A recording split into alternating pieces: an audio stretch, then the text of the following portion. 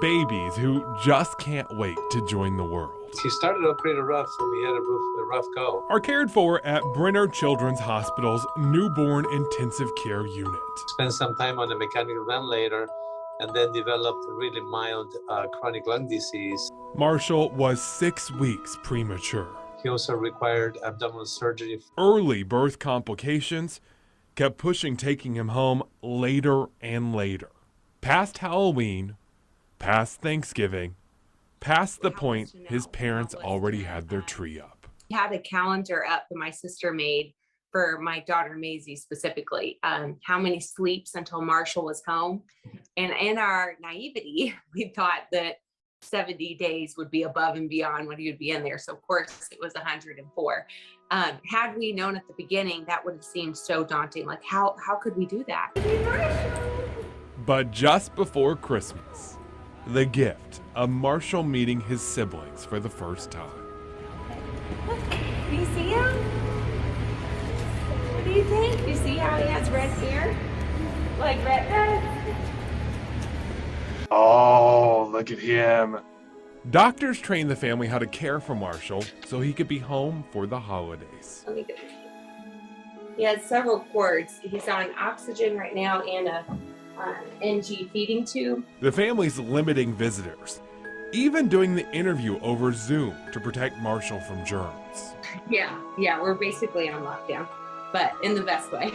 Because they're all together now, at home in Wilkesboro, after months of Amy spending half the week at the hospital in Winston-Salem, while Nathan cared for their other children. When she's down there and I'm in charge, the house is not run near as efficiently as when she's here. On the weekends when she was staying at the Ronald McDonald house, it was just kind of anything goes, you know, cereal for supper and sleep where you fall asleep at.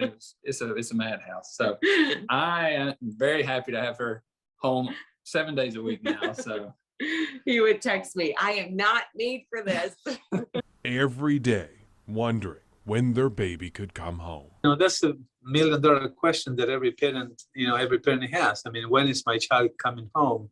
And I think they were patient enough to know that that day was going to come. Patient enough because they'd been waiting too. For years, the couple wanted to adopt a child. Us, you know, we're followers of Jesus. So we've been adopted into the Lord's family. And so to know what it's like to be taken under a wing and welcomed into a family, I mean, what greater way to do that than, you know, a child that needed a home and to say, yes, you will be a part of our family forever. They fostered a few, hoping for a permanent addition, but it wasn't guaranteed.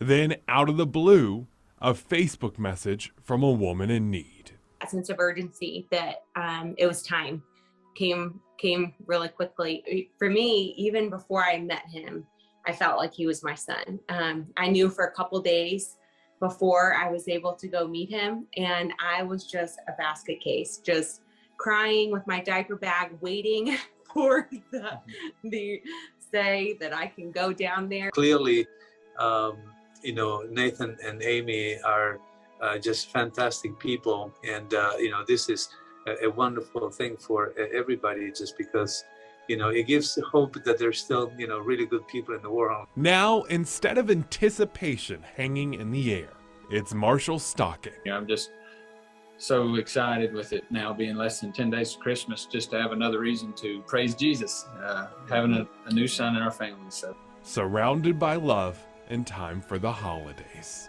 Ben Briscoe, WFMY News 2.